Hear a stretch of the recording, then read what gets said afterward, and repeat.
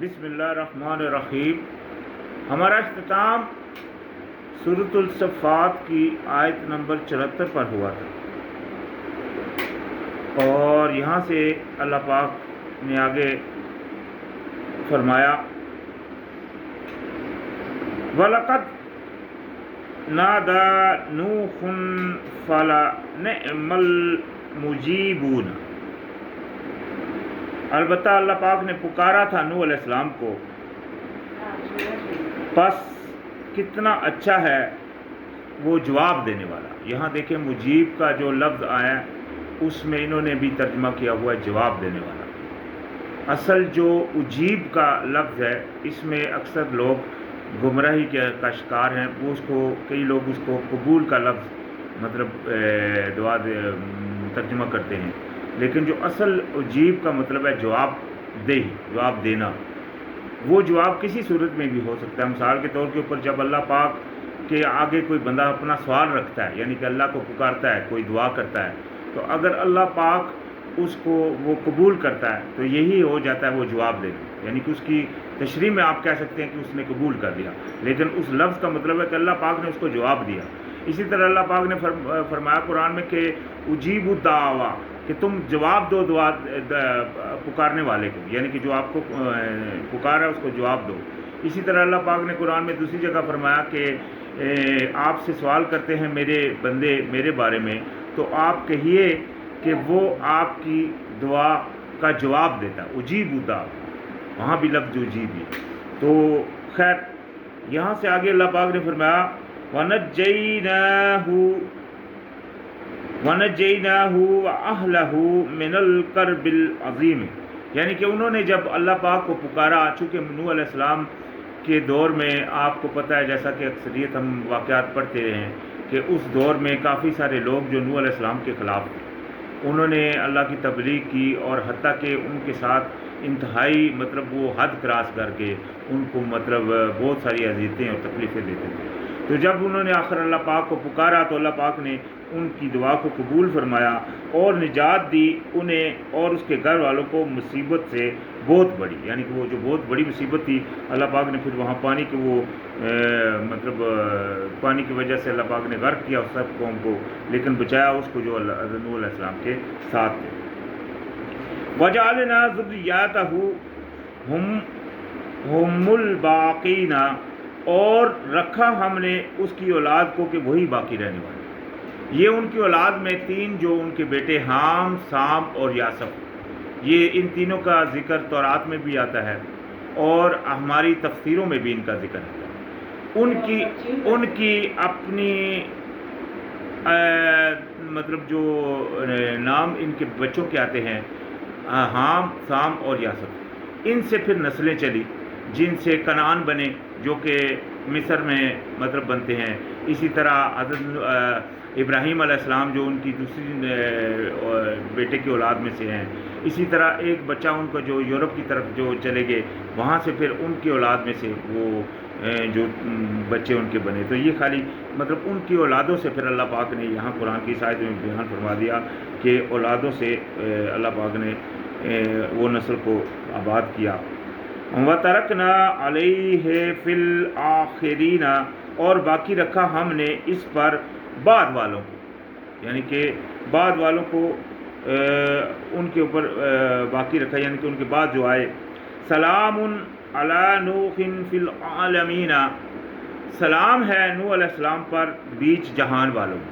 یہ دیکھیں یہاں بھی لفظ جو سلام آیا بغیر الف کے ہے، یہ لفظ جہاں بھی قرآن میں اللہ پاک نے سلام کیا ہے انبیاء میں سے، جیسا کہ اللہ پاک نے قرآن میں فرمایا سبحان ربک رب العزت عما یصفون وسلام علی المرسلین والحمد للہ رب العالمین، وہاں بھی لفظ سلام ہے۔ اسی طرح قرآن میں اللہ پاک نے فرمایا سلام قول من رب رحیم، اللہ پاک کی طرف سے سلام کہا جائے گا، وہاں بھی لفظ سلام ہے۔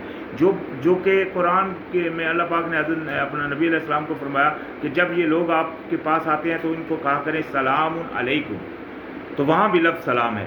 جو بغیر الف سے سلام کہا جاتا ہے اس کا مطلب ہوتا ہے سلامتی، امن، اور جو الف کے ساتھ السلام ہوتا ہے اس کا مطلب ہوتا ہے سر تسلیم خم کرنا، مان لینا۔ اسلام ہمارا دین ہے کہ ہم نے فرما بردار بننا ہے۔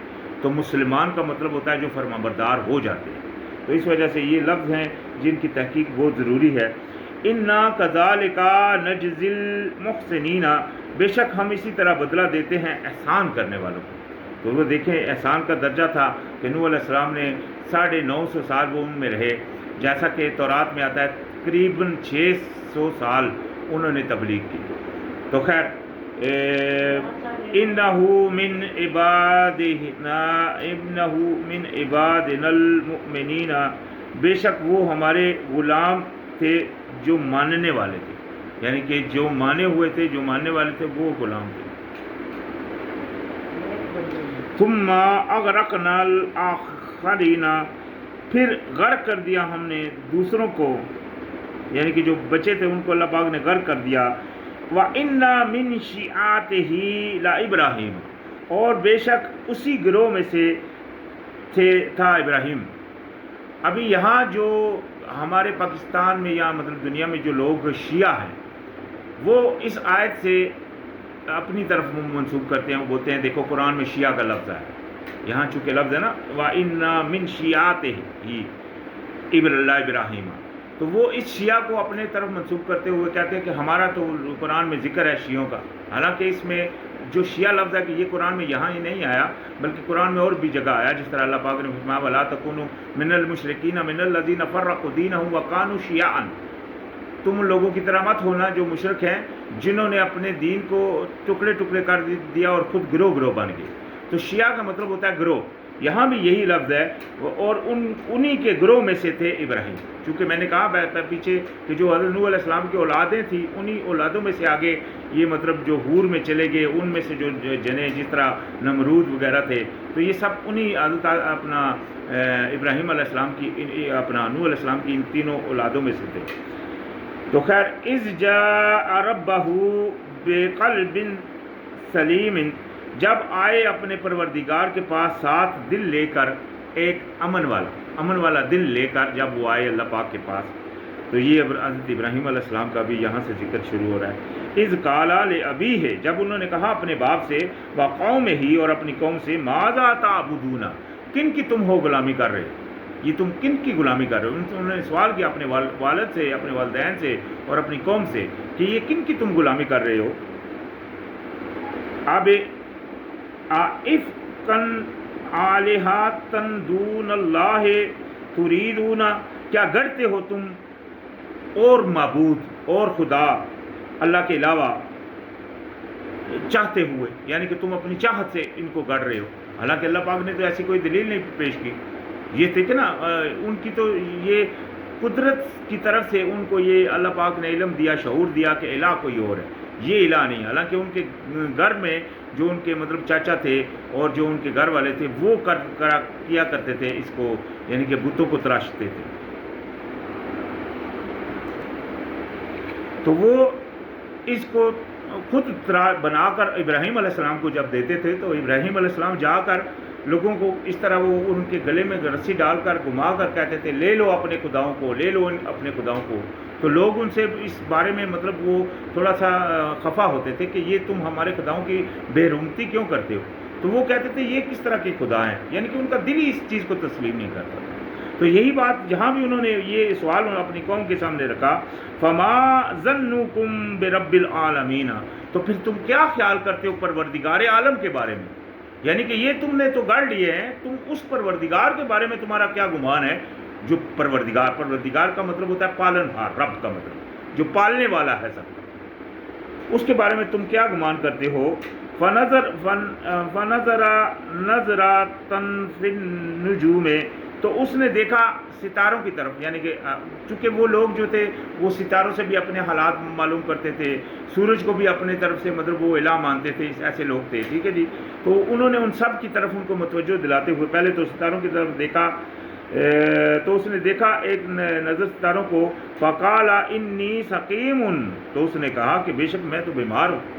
چونکہ وہ ستاروں سے اپنی مطلب وہ حالات بیان کر رہے ہوتے تھے تو اس سے مطلب اپنی بیماری اور ان چیزوں کی بھی ان کی تحقیق ہوتی تھی کہ ہم مطلب یہ جب ستارہ وہاں چلا جائے گا تو اس کا مطلب یہ ہے. یہ جب آج بھی یہ چیز ہوتی ہے، آج بھی ہمارے اخبارات میں ہم جب دیکھتے ہیں کہ وہ جو لیو اور اسکارپیم اور یہ جو چیزیں لکھی ہوتی ہیں جن سے وہ حالات بیان کرتے ہیں، وہ ستاروں کا اپنی طرف سے مجموعہ لاتے ہیں.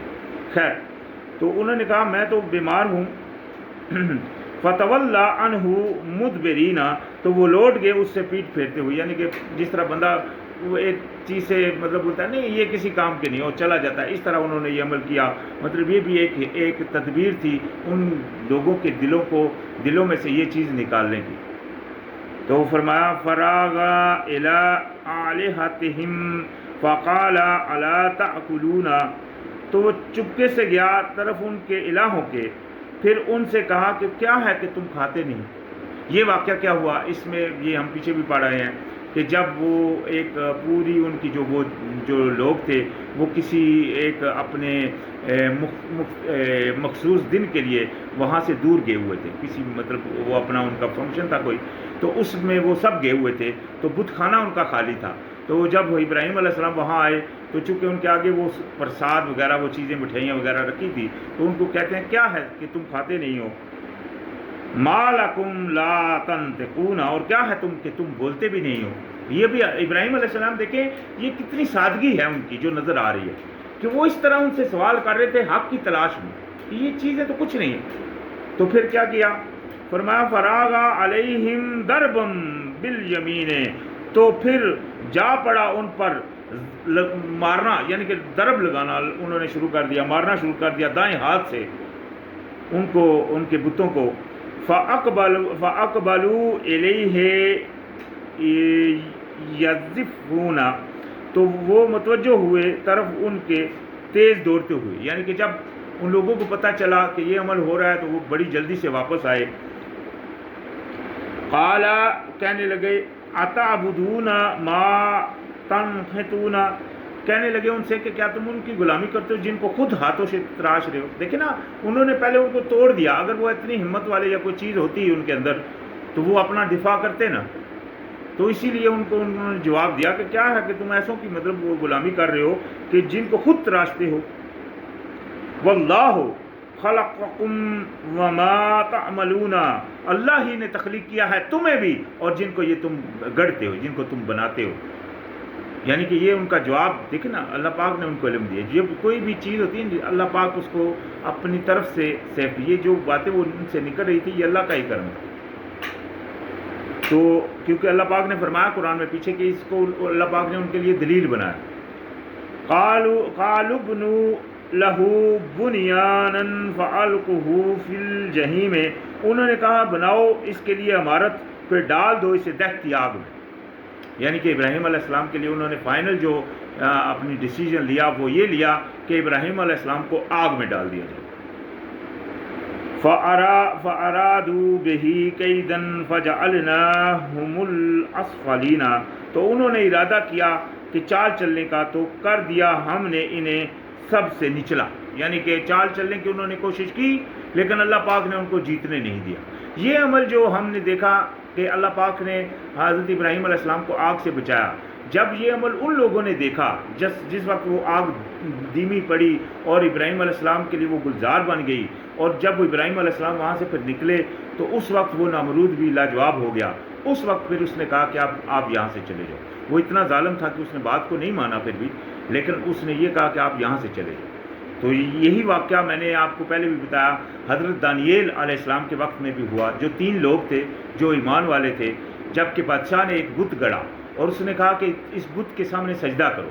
وہ 3 جو ایمان والے تھے انہوں نے کہا ہم سجدہ نہیں کریں گے.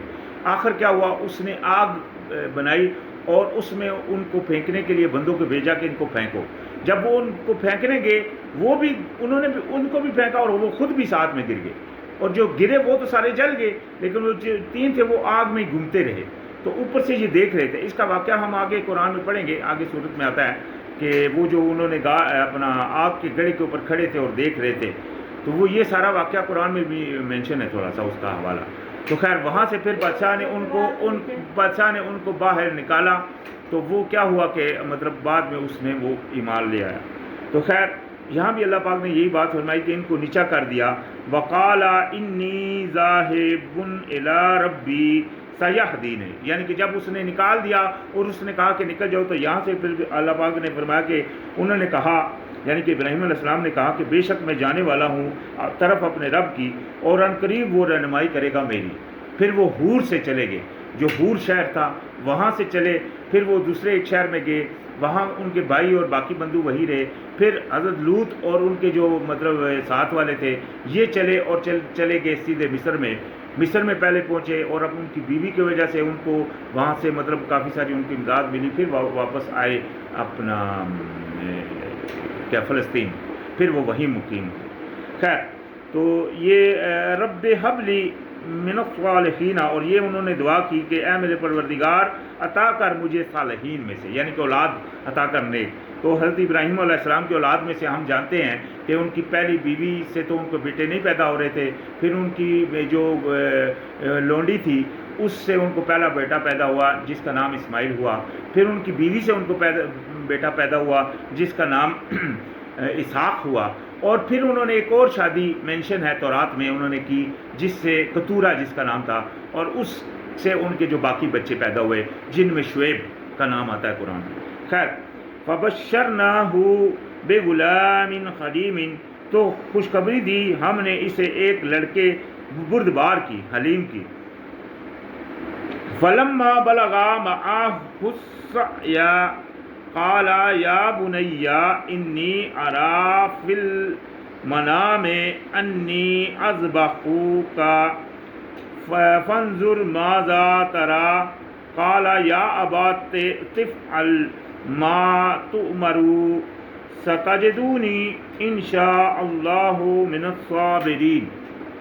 یہ ابھی وہ واقعہ شروع ہو گیا کہ جب وہ بچہ جس کی خوشخبری دی گئی تھی، یہ ذہن میں رکھیے کہ حضرت اسماعیل علیہ السلام کی بھی خوشخبری دی گئی، جس طرح قرآن میں ہم واقعہ پڑھتے ہیں کہ کچھ لوگ آئے نبی اپنا ابراہیم علیہ السلام کے پاس، تو انہوں نے بچڑا بھونا لے آئے، تو ان کی بیوی پاس کری، وہ سارا کا ذکر ہے۔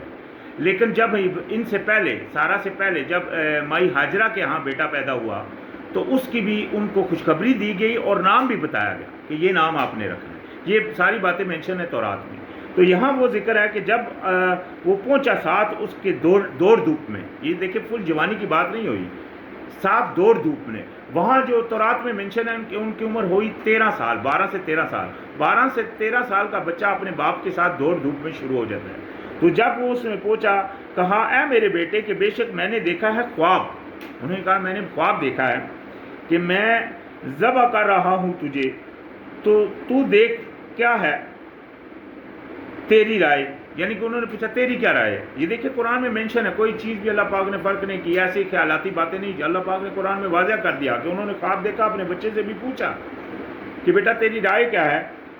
تو ساتھ ہی اس نے کہا کہ اے میرے ابا جان آپ کر ڈالیے جو آپ کو حکم دیے گئے ہیں، ضرور آپ پائیں گے مجھے اگر اللہ نے چاہا تو صبر کرنے والا، یعنی کہ اگر اللہ آپ سے میری قربانی مانگ رہے ہیں کہ آپ مجھے قربان کریں، تو بیٹے نے کہا اللہ آپ مجھے انشاءاللہ صبر پائیں گے، آپ کر گزریے۔